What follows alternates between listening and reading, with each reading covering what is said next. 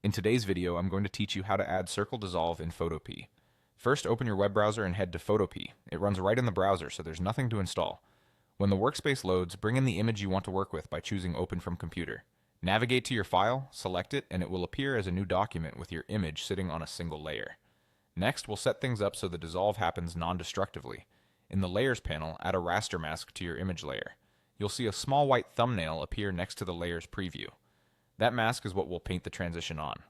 Quick refresher. On a mask, white reveals the layer and black hides it, with grays creating smooth transparency. This is perfect for a soft, circular dissolve. Now select the gradient tool from the toolbar. If you see the paint bucket, click and hold to reveal the gradient tool.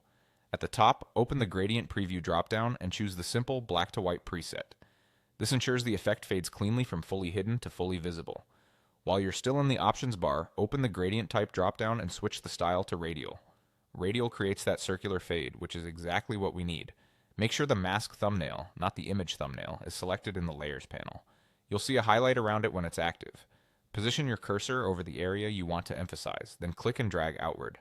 The point where you click becomes the center of the circle, and the length of your drag controls how wide the dissolve spreads. Release the mouse to apply it and take a look at the result. If the circle looks too tight or too wide, press undo and try a longer or shorter drag until the edge sits where you want it.